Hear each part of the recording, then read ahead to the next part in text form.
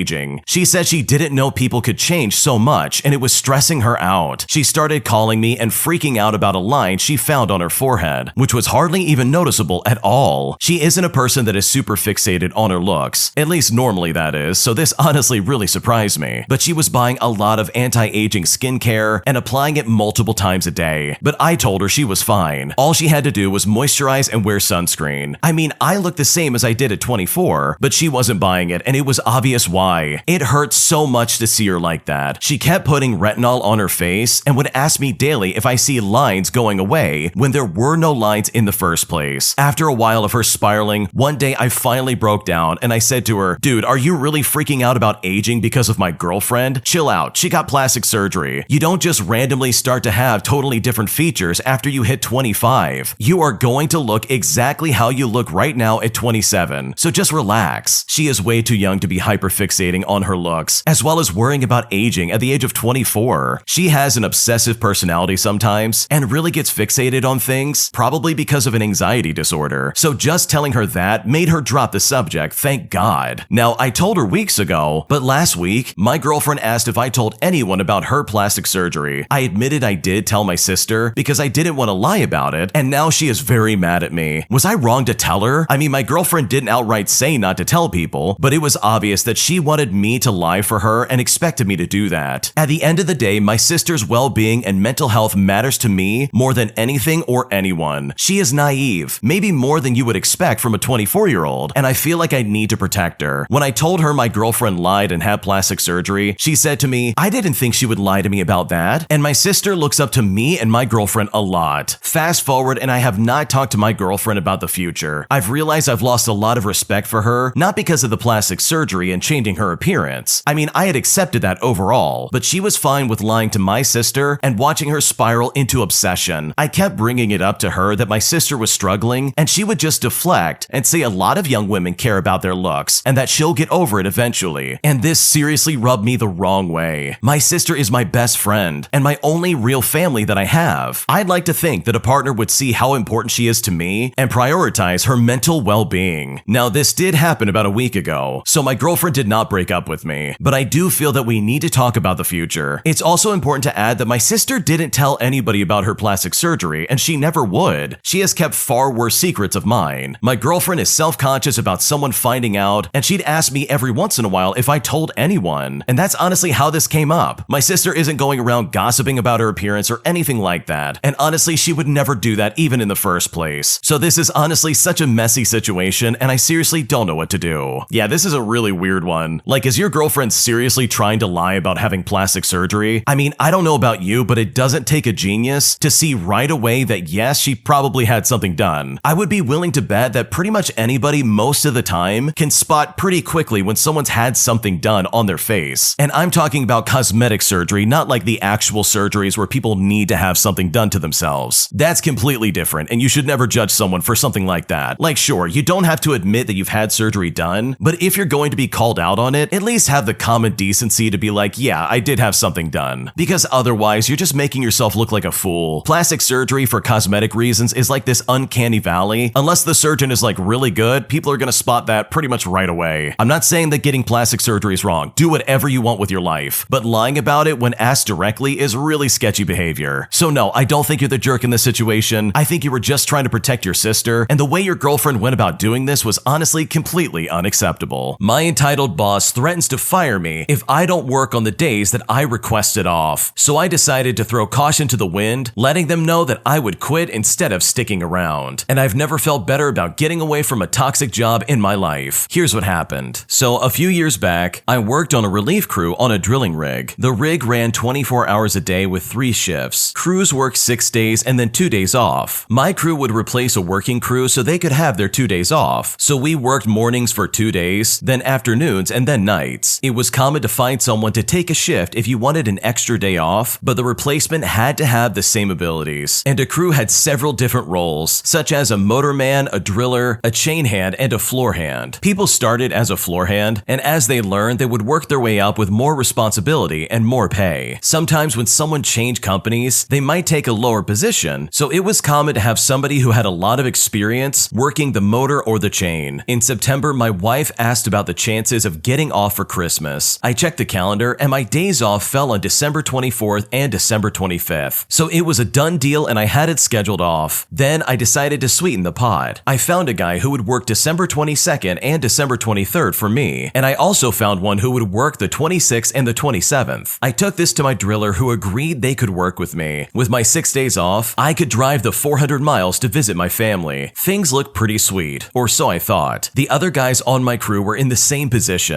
so they all tried to find replacements and 2 were successful. Unfortunately, the driller only had 3 other guys on the rig who could work for him, and none of them wanted to help. He got mad and said that since he couldn't get the time off, none of us could get our time off. So I reminded him that he had already approved my time, and he said that was canceled, and if I didn't work on December 23rd, then I would be fired. I told him, fine, I will work the 23rd, but that will be my last day of work. Consider this my 3 months notice. Well, back at work, nothing much was said for the next few weeks. Outside of work, I was networking and found another job I could start the first week of January, and with that, everything was finally set up. At the end of my shift on the 23rd, I emptied my work locker and I said my goodbyes. And you know what? The driller barely acknowledged me. I went home and I drove to see the family the next day. I spent a relaxing week there and then came back to start my new job. About the end of January, I went to a friend's birthday party. There, I saw one of my old crew. He asked me when I was going back to work. The driller thought I was still sulking around and would come crawling back soon. He never did hire a replacement, and they had been working shorthanded for over a month. I said he better hire somebody because I wasn't playing games, and when I said I quit, I absolutely meant it. Good for the original poster for standing up for themselves. First of all, it sounds like your boss is an absolute jerk. They were seriously going to stop you from getting your time off. Like, think about it for a second. You already put your time in. You already said, hey, I'm gonna take off these days. And you gave them like, what, 3 months of a notice to get that figured out? And now just because this one guy can't get his time off, he's now gonna cancel everybody's vacation plans? Like, seriously, that is unfair. That's a big red flag in my opinion, and that guy should not be in a leadership role. And you know what? Here's the thing. Everybody's been in that situation. We've all been stuck having to work through the holidays or something like that. So the fact that this guy would act so weird and basically throw a hissy fit and try and ruin everybody else's plans, all because nobody wanted to give up any of their time, that is so unbelievably toxic. So truly, good for you for finding another job. These people sound like they absolutely suck, and it's so ironic that he didn't even hire a replacement. He thought you would come crawling back, but you know what? You're much better than that, and you do not deserve to deal with these people in the slightest. Am I the jerk for telling my niece that she'll have to move out if she does not want to be a nanny for my kids any longer? Here's what happened. So I first want to start off by saying that I'm a single mom with 2 kids. One is 8 years old and one is 6 years old. I work as a nurse 3 days a week. I work 12-hour shifts from 12 p.m. until 12 a.m. After my husband passed away, I needed a nanny to tend to my kids from the time they got off school, which was about 3 p.m., all the way until the end of the day. I decided a live-in was the best choice, especially since I have a 1-guest bedroom. I live right near a university, and around this time, my niece had just gotten accepted. She wanted to save cost on dorms and offered to watch my kids those 3 days. In exchange, she wanted to live there with us rent-free. I agreed and said that I would pay her $22 an hour, which is a competitive rate for our area. She's done with her classes by 1 o'clock, so it honestly kind of works out. She fixes them dinner, puts them to bed, then she's free to do whatever she wants. But of course, I pay her from 3 p.m. until 12:30 a.m. And this worked for about 2 years, and my niece never had any complaints. Now, however, my niece is getting an unpaid internship related to her major that starts up in January, so she would not be available to watch my kids. I told her congratulations, and then I said I could help her look into student housing or an apartment. I mean, we would only have 3 months to do this after all. Now, when I said that, she was very confused. I said to her that since I would need a live-in and I only have 1 guest room, she would have to move out. My niece then got very upset and said that this isn't fair. She won't be able to save any money if she gets a dorm or an apartment. And honestly, while she could afford to live on her own, she wouldn't have much in terms of savings. I pointed out that this would work best for me as I had to put my kids in aftercare the other 2 days that I work. I get off at around 5 o'clock and the nanny could just pick them up from school as opposed to them having to stay there for so long. My niece argued that the nanny could leave at the end of her shift, but after speaking to some nannies, they understandably so don't want to drive home so late. Plus, I'm fine with the nanny falling asleep after the kids do, so there's no sense in them sleeping then waking up and driving so drowsy. Even I feel nervous driving home home so late, especially after my long shift. My sister-in-law, who's my niece's mom, feels that this is unfair for my niece, but she moved in under the condition that she would work as a nanny. My sister-in-law and brother live about 3 hours away, so my niece wouldn't be able to commute if she moved back in with them. They feel I should try and find a nanny who'd be willing to drive home at 12:30 at night, but honestly, all nannies I've spoken to have said no or expressed concern about their safety driving so late. Now, when it comes to the internship itself that my niece is getting, the internship is all semester long, and my niece isn't interested in being a nanny moving forward at all, and will instead just be pursuing this internship, so she has no desire to work after her internship is done for the day. She knew from the jump that I was looking for a live-in specifically for childcare, and at this point, with all the trouble I'm dealing with, I provided her a written notice, just so I can cover my butt legally. So I really need to know, am I the jerk for telling my niece that she needs to move out if she's not going to be a nanny for my children any longer? I don't think you're the jerk at all. This is completely reasonable, and I don't understand why your sister-in-law and your brother are acting so weird. Like seriously, she moved in to be a live-in. That was her main job and main employment opportunity. I mean, you were paying her what, $22 an hour? That is a very competitive rate, and I think you were doing her a really big favor just by saying, hey, let me pay you for your time. You very easily could have been like, nah, you'll just live here rent-free. That's enough payment for me in my opinion. But no, you decided to pay her and make sure she was making some kind of money. And that's the deal. If she wants to live here, she has to be a nanny for your kids. But now that she's picking up an internship, the entire setup is now completely different. You can only justify someone living in your house with you if they're willing to be a nanny and take care of your kids. Like you need someone who can cover for you when you're working those 12-hour shifts, which by the way, those are probably exhausting, especially as a nurse no less. So truly, I don't blame you for saying the niece has got to move out. Her days are numbered, she's got to find somewhere else to live, and honestly, that is not your fault. She knew what she was getting into, and she knew what the deal was if she wanted to live there. And if she no longer wants to be a nanny for your children, then trust me, I'm right there with you. She absolutely has got to go. My entitled mother-in-law refuses to invite me on a family trip, choosing to only invite my husband and my 2 sons, with her excuse being that we're not really family, proving once and for all that she truly does not like me. But after I started complaining about this situation and telling my sons exactly why I can't come on this trip, my husband is turned on me and is now calling me a jerk for opening up about my feelings. And now I'm kind of at a loss and I seriously don't know what to do. Here's what happened. So my husband and I have 2 8-year-old twin boys. We both work full-time and my husband makes a little more than me, but just a little. We make enough to be financially secure. We can afford all the necessities and rent a 2-bedroom apartment. But we have never traveled aside from weekend road trips and probably won't be able to in the foreseeable future. My husband's family is quite well off. A few weeks ago, my mother-in-law called my husband and asked if he wanted to bring our kids to go on a trip with her. She apparently wanted to spend some time with her family, but her supposed family doesn't include me. She has always disliked me and never considered me a part of her family, partly because I'm not very religious. I mean, my husband is, but he respects my lack of belief, and also because she just doesn't like me. My husband knows this and hasn't ever forced me to interact with her, but he still talks to her occasionally. Anyhow, he told me that my mother-in-law had offered to pay for him and the boys to go on a 2-week trip with her around Thanksgiving time. But guess what? I'm not invited. She said that I'm not her real family, so she doesn't want to pay for me as well. And this is word for word according to my husband. She knows that we cannot afford for me to pay to come on this luxury trip. She can afford it pretty easily herself, and I was pretty upset about this because I would love a break too, but I understand that the kids will love this, so I said that of course they should go. I tried to be cheerful about it, but my husband understood that I was upset. He asked my mother-in-law specifically to please invite me as well so that we can have a proper family trip. She reiterated that I might be his family, but I'm not her family. I told him not to push it because I want my kids to have a good time without my husband and mother-in-law fighting during the trip. But I've been feeling pretty angry about the whole thing. So yesterday when my son asked me why I wasn't more excited about the trip, I told him that I wasn't coming because his grandma hates me. I said this in a bitter tone, and they were pretty upset to hear this. Later, my husband told me I was being a jerk for dumping my feelings on my kids and making them feel guilty about looking forward to the trip. He said I was ruining it for them and also ruining their relationship with their mother. They are pretty close after all. He then called me selfish. So honestly, did I do anything wrong here? Am I the jerk in this situation? What should I do? Your husband husband and your mother-in-law are complete jerks. First of all, your husband is a coward. He is not standing up to his mother in the slightest, and he is letting her treat you like garbage in an open manner. Like, this is a blatant form of disrespect, and there's no excuse for him not defending you. Why on earth would she try to be like, well, you're not my family, but your kids are? Like, what is she talking about? Of course you're family. The fact that he is even entertaining having some kind of trip with his mother-in-law while you stay at home and your kids go along is incredibly insulting. I would not stand for that.